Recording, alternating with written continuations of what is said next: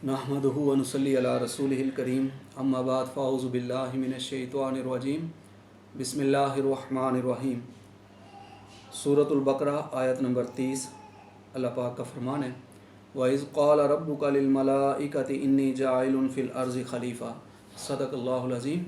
Rabbi इश्रह ली सदरी व यस्सिर ली अमरी वहलुल उक़दतम मिन लिसानी यफ़क़हू क़ौली वजअल ली वज़ीरम मिन अहली आमीन या रब्बल आलमीन। दुरूद शरीफ पढ़ लें। अल्लाहुम्मा सल्लि अला मुहम्मदिन व अला आलि मुहम्मदिन कमा सल्लैता अला इब्राहीम व अला आलि इब्राहीम इन्नका हमीदुम मजीद। अल्लाहुम्मा बारिक अला मुहम्मदिन व अला आलि मुहम्मदिन कमा बारकता अला इब्राहीम व अला आलि इब्राहीम इन्नका हमीदुम मजीद। आमीन या रब्बल आलमीन। अल्लाह सुब्हानहु व तआला सूरतुल बकरा के इस मकाम पर आयत नंबर 30 में इरशाद फरमाते हैं, वइज़ क़ाल रब्बुका लिल मलाइकति इन्नी जाइलुन फ़िल अर्ज़ि खलीफ़ा। और याद करो जब कि कहा था तुम्हारे रब ने फ़रिश्तों से कि मैं बनाने वाला हूँ ज़मीन में एक खलीफ़ा। खलीफ़ा नाइब को कहते हैं। अल्लाह सुब्हानहु व तआला ने फ़रिश्तों से फरमाया कि मैं अपना एक नाइब बनाने वाला हूँ। तो फरमाया क़ालू अतजअलु फ़ीहा मन युफ़सिदु फ़ीहा व यस्फ़िकुद दिमा। तो उन्होंने कहा कि आप ज़मीन में किसी ऐसे को मुकर्रर करने वाले हैं जो इसमें फ़साद मचाएगा और खून रेज़ी करेगा। अब फ़रिश्तों को ये ख्याल क्यों आया? ये इंसान के बनाने से पहले ज़मीन पर जिन्नात भी आबाद थे और जिन्नात को भी कुछ अख्तियार अल्लाह ताला ने दिया है। अख्तियार होता है तो आजमाइश होती है। उनमें अच्छे जिन्नात भी हैं, बुरे भी हैं। तो उन्होंने फ़साद बर्पा किया हुआ था ज़मीन पर, जैसे आज इंसानों ने फ़साद बर्पा किया हुआ है। अल्लाह और उसके रसूल की तालीमात के मुताबिक तो दुनिया में अहकामात अल्लाह के अहकाम के मुताबिक इंसान ज़िंदगी नहीं गुजार रहे। तो जिन्नात ने भी ऐसा ही किया था जैसे आज इंसानों ने फ़साद बर्पा किया हुआ। तो उन्होंने कहा कि या अल्लाह, तू एक मखलूक बना रहा है जिसको अपना, यानी वो समझ गए कि अगर अख्तियार दिया जाएगा, नाइब बना रहा है तो अल्लाह पाक उन्हें कुछ अख्तियार वगैरह भी देगा। तो उन्होंने कहा वो तो ज़मीन में फ़साद बर्पा करेंगे। अब ये नाइब या खलीफा को ऐसे समझ लें कि जैसे वाइस राय होता था।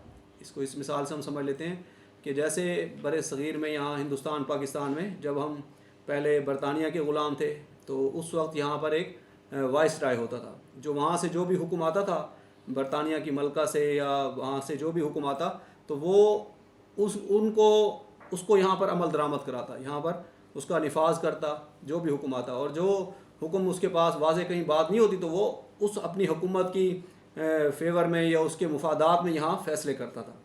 तो इंसान ऐसे ही है। इंसान यहाँ पे ज़मीन पे अल्लाह का खलीफा है। जो मुसलमान है, जो भी अल्लाह का बंदा है, जो कहता है कि अल्लाह मेरा रब है, और नबी सल्लल्लाहु अलैहि वसल्लम इस वक्त नबी अकरम सल्लल्लाहु अलैहि वसल्लम के दुनिया में तशरीफ़ लाने के बाद वो आप सल्लल्लाहु अलैहि वसल्लम को अल्लाह का आखिरी नबी भी मानता है, तो वो अल्लाह का खलीफा है और उसकी ज़िम्मेदारी है ख़ुद भी अल्लाह की बंदगी करे और लोगों को भी अल्लाह की बंदगी की दावत दे, अल्लाह के दीन की दावत दे। तो अब यहाँ पर कुछ लोग हैं जो सरकश हो चुके हैं, जो कहते हैं नहीं भाई हमारा ही बनाया हुआ निज़ाम चलेगा, हम अपना कानून बनाएंगे, ख़ुद बिल पास करेंगे, तो उसके मुताबिक हम ज़िंदगी गुजारेंगे। अगरचे आइन में लिखा हुआ है कि पाकिस्तान में कुरान और सुन्नत से बढ़कर या उसके ख़िलाफ़ कोई कानून साजी नहीं होगी, तो लेकिन अमल नहीं होता, तो लिखी हुई बात है। तो यहाँ भी ऐसा ही मामला चल रहा है। उन्होंने फ़रिश्तों ने कहा कि या अल्लाह तू एक इंसान बना रहा है, हालांकि हम तो हर वक्त तेरी तस्बीह, तेरी तारीफ़, तेरी इबादत में लगे हुए हैं। एक हदीस मुबारक में जैसे आता है कि कोई 4 उंगली बराबर, 1 इंच बराबर कोई खाली जगह नहीं है आसमान में कि जो अल्लाह के फ़रिश्ते अल्लाह की इबादत ना कर रहे हो। हर जगह पर फ़रिश्ते इबादत कर रहे हैं। तो उन्होंने यही कहा व नहनु नुसब्बिहु बिहम्दिका व नुक़द्दिसु लक, और हम ए अल्लाह आपकी हम्द व सना के साथ तस्बीह और आपकी तक़दीस में लगे हुए हैं।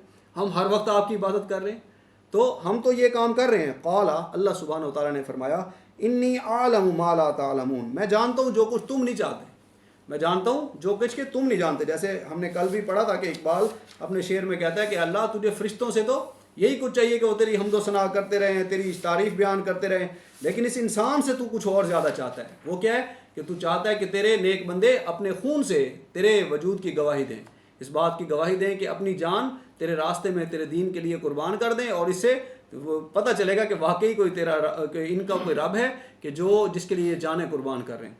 तो बहरहाल उन्होंने यही कहा, हर वक्त अल्लाह हम तेरी इबादत कर रहे हैं, तो क्या ज़रूरत है। अल्लाह सुब्हानहु व तआला ने फरमाया, तुम वो बातें नहीं जानते जो मैं जानता हूँ। अल्लाह की हिकमत है, उसकी शान है, वो बेहतर जानता है। और फरमाया वअल्लम आदम अल अस्मा कुल्लहा, और अल्लाह ने सिखा दिया आदम को तमाम के तमाम नाम। अल्लाह ताला ने उन्हें कुछ चीज़ों के नाम बता दी। मुफस्सिरीन का तकरीबन इजमा है کہ اس سے مراد تمام اشیاء کے نام ہیں. اللہ تعالیٰ نے آدم علیہ السلام کو تمام چیزوں کے نام سکھا دیے، علم عطا کر دیا. ڈاکٹر اسرار احمد رحمۃ اللہ علیہ یہاں مثال دیا کرتے تھے، جیسے آم کی گٹھلی کے اندر پورا درخت موجود ہوتا ہے. گٹھلی دباتے ہیں ہم زمین میں اور بعد میں درخت نکلتا ہے اس سے، اور درخت سے پتہ نہیں کتنے آم بنتے ہیں. تو انسان کو اللہ تبارک و تعالیٰ نے علم آدم علیہ السلام کے ذریعے وہ عطا فرما دیا. اب آہستہ آہستہ اس کا ظہور ہو رہا ہے. انسان نے آگ ایجاد کر لی، بھاپ کے انجن بنے، پھر اس سے ٹرینیں چلنے لگیں، پھر اب کہاں تک ٹیکنالوجی پہنچ گئی ہے تو ہم تصور بھی نہیں کر سکتے اس وقت. لیکن یہ سب آدم علیہ السلام کو اللہ پاک نے عطا کر دیا. آہستہ آہستہ آہستہ آہستہ انسان تھوڑا تھوڑا کر کے ترقی کر رہا ہے، اور اب تو ترقی بہت زیادہ ہو رہی ہے، تیزی سے ہو رہی ہے. تو بہرحال اللہ تعالیٰ نے انہیں تمام اشیاء کے نام سکھا دیے. اور علم بڑی چیز ہے، علم کی بڑی فضیلت ہے. اللہ کے نبی صلی اللہ علیہ وسلم کا فرمان ہے، فرمایا فضل العالم علی العابد کا فضل علی ادناکم. ایک عالم کی جو فضیلت ہے نا عابد پر، عابد عبادت گزار جو عبادت کرتا رہتا ہے لیکن دین کا علم نہیں ہے اسے، ایک عالم کی عابد پر فضیلت ایسے ہے کہ فضل علی ادناکم، جیسا کہ رسول اللہ صلی اللہ علیہ وسلم کی فضیلت ہے کسی تم میں سے ادنا پر. اگر اسے عام کیا جائے تو اس امت میں جو مسلمان ہیں ان میں جو ادنا ترین ہے اس پر جو رسول اللہ صلی اللہ علیہ وسلم کی فضیلت ہے وہ کتنی اعلیٰ ہے.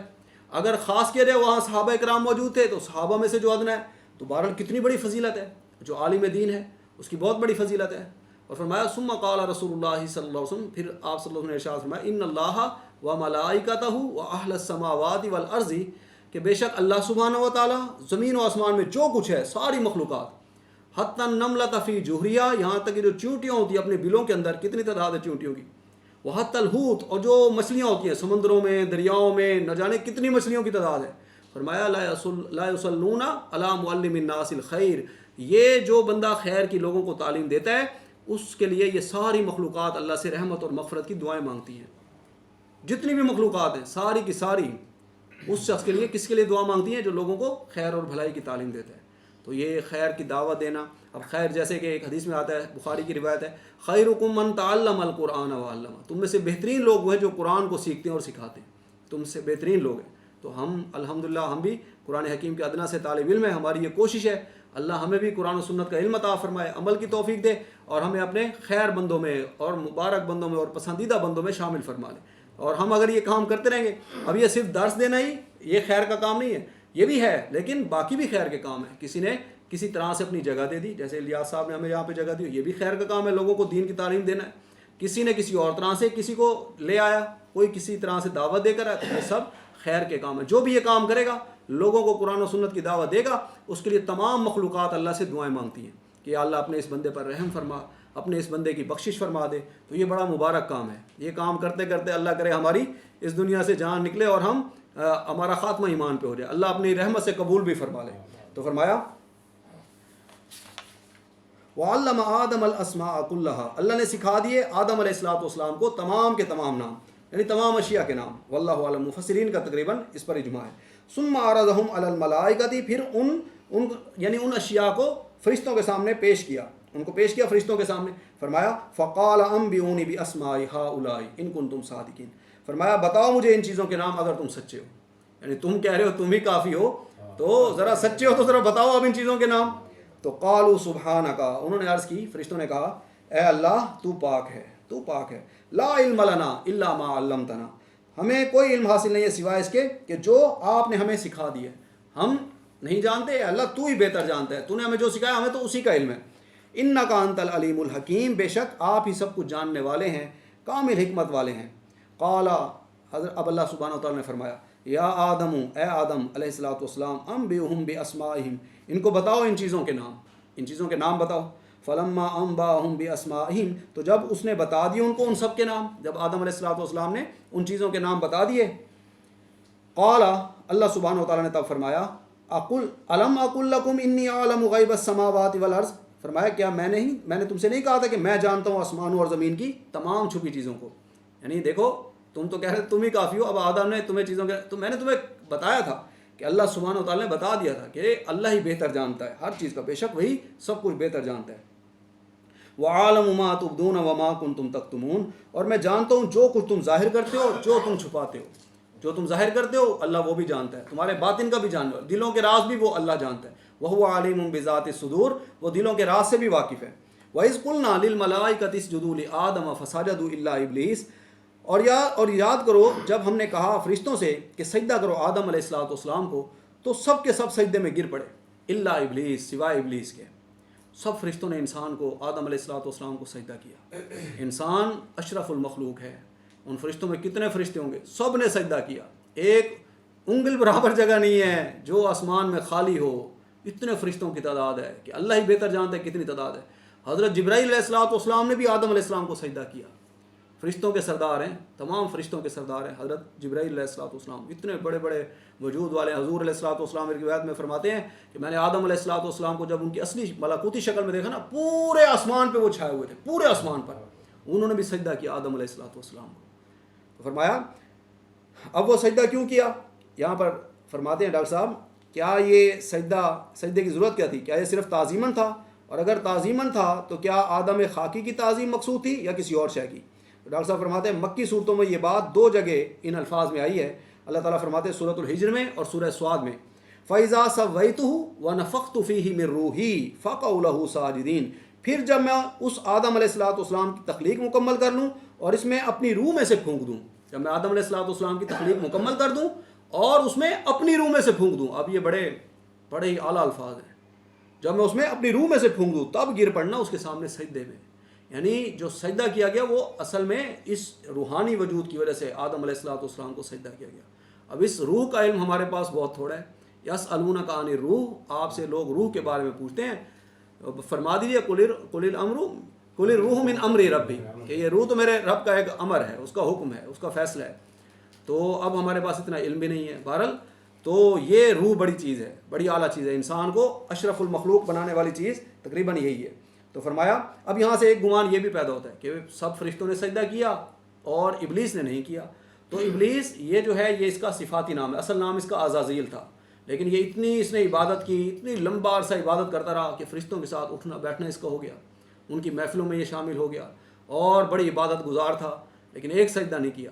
قرآن حکیم میں آتا ہے ایک اور مقام پر، سورۃ الکہف میں فرمایا کان من الجن ففسق من امر ربی، وہ جنات میں سے تھا، اس نے اپنے رب کی نافرمانی کی تو وہ ہو گیا، پھر اس نے جب نافرمانی کی تو وہ اللہ کی رحمت سے دور ہو گیا۔ اب ایک سجدہ اس نے نہیں کیا۔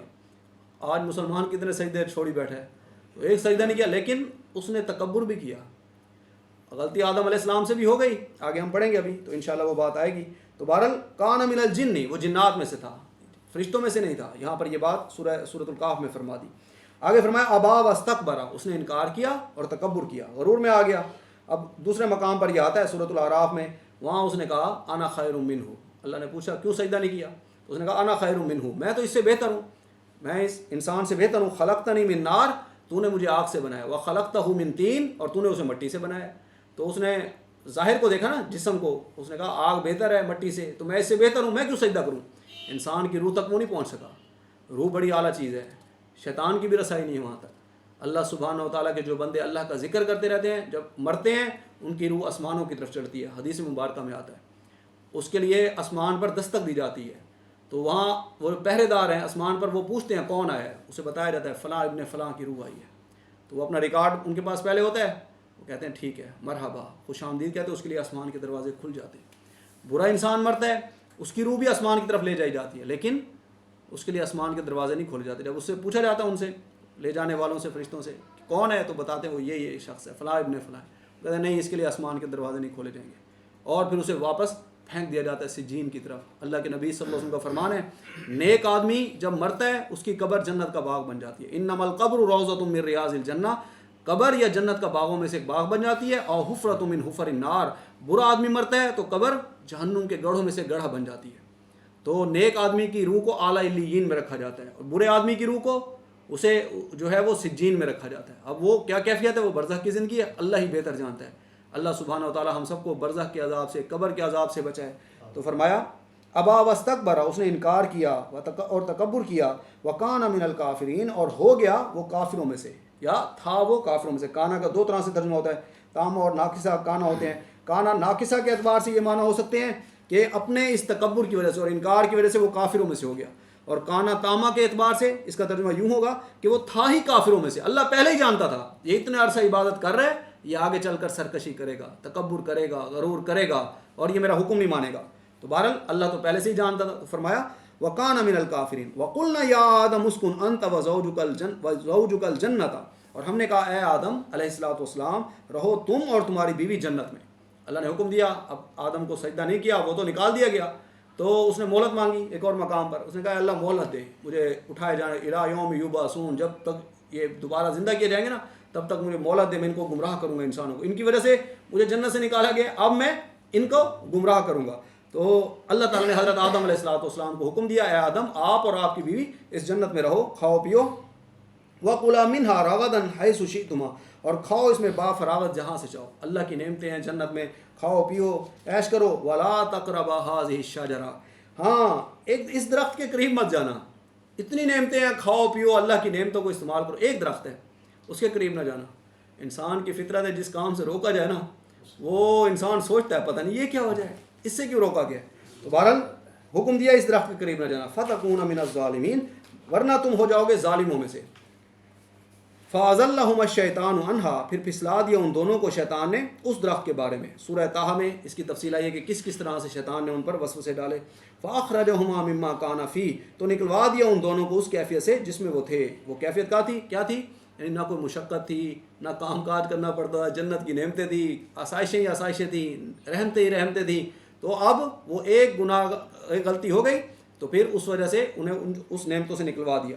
اور اللہ تعالیٰ فرماتے ہیں سورہ فاطر میں ان الشیطان لکم عدو فاتخذوہ عدوا، یہ شیطان بے شک تمہارا دشمن ہے، اسے اپنا دشمن ہی سمجھو. اب جو دشمن ہو نا اسے کوئی دوست نہیں بناتا.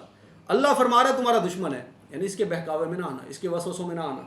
فرمایا وَقُلْنَا اهْبِطُوا بَعْضُكُمْ لِبَعْضٍ عَدُوٌّ، اور ہم نے کہا تم سب اترو، تم ایک دوسرے کے دشمن ہو. یعنی جب اس نے شیطان انہیں نکلوایا وہاں سے جنت سے تو اللہ تبارک و تعالیٰ نے فرمایا اب یہ تمہارا دشمن ہے، تم اسے اپنا دشمن سمجھنا.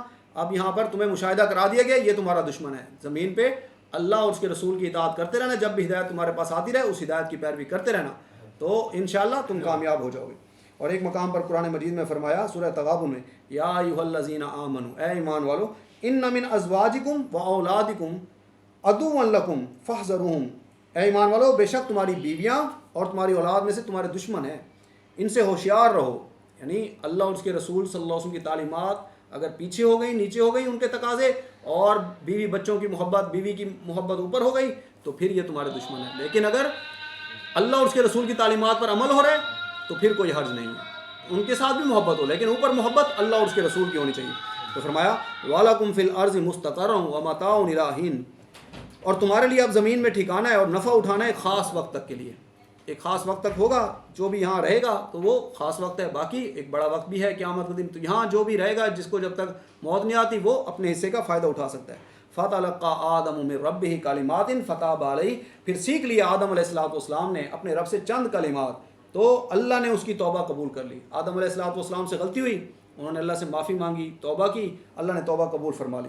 وہ کلمات سورۃ الاعراف میں آتے ہیں، اللہ سبحانہ و تعالیٰ نے انہیں سکھا دیے کہ وہ کلمات کیا تھے. ربنا ظلمنا انفسنا، اے ہمارے رب ہم نے اپنی جانوں پر ظلم کیا. وَإِن لَّمْ تَغْفِرْ لَنَا وَتَرْحَمْنَا، اور اگر تو نے ہمیں بخش نہ دیا اور ہم پر رحم نہ کیا، لَنَكُونَنَّ مِنَ الْخَاسِرِينَ، تو ہم ضرور بھی ضرور خسارہ پانے والوں میں سے ہو جائیں گے.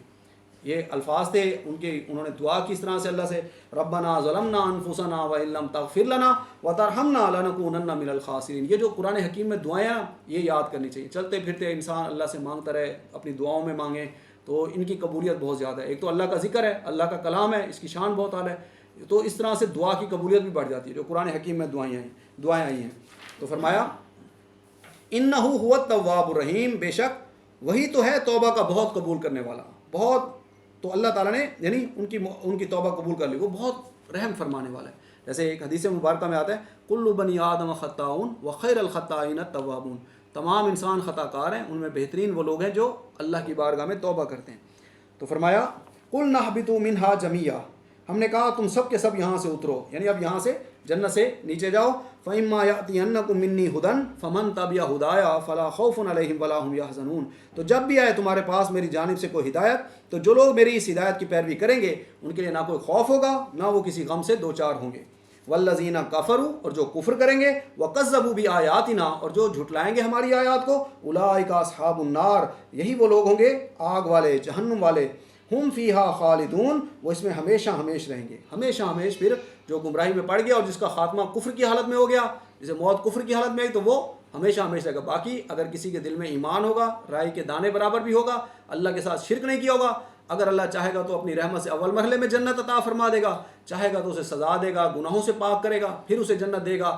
اللہ تعالی ہم سب کو اپنی رحمت سے جنت الفردوس عطا فرمائے۔ یہ سورۃ البقرہ کے یہ ابتدائی 4 رکوع قرآن کی دعوت اور قرآن کے بنیادی فلسفے پر مشتمل ہیں، اور ان میں مکی صورتوں کے مضامین کا خلاصہ آ گیا ہے۔ اب تک جو مکی قرآن، اس سے پہلے سورۃ البقرہ، یہ تو مدنی صورت ہے نا، تو اس سے پہلے جو مکی قرآن نازل ہو چکا تھا اس کا خلاصہ آ گیا ان 4 رکوعوں میں۔ اب آگے بنی اسرائیل کا ذکر ہوگا، وہ انشاءاللہ ہم زندگی رہی تو پھر کل پڑھیں گے۔ حضرت موسیٰ علیہ السلام کی قوم اور حضرت عیسیٰ علیہ السلام کی قوم، اس سورہ مبارکہ میں زیادہ تر ذکر بنی اسرائیل میں سے حضرت موسیٰ علیہ السلام کی قوم کا ہے، خاص کر جو یہود ہیں۔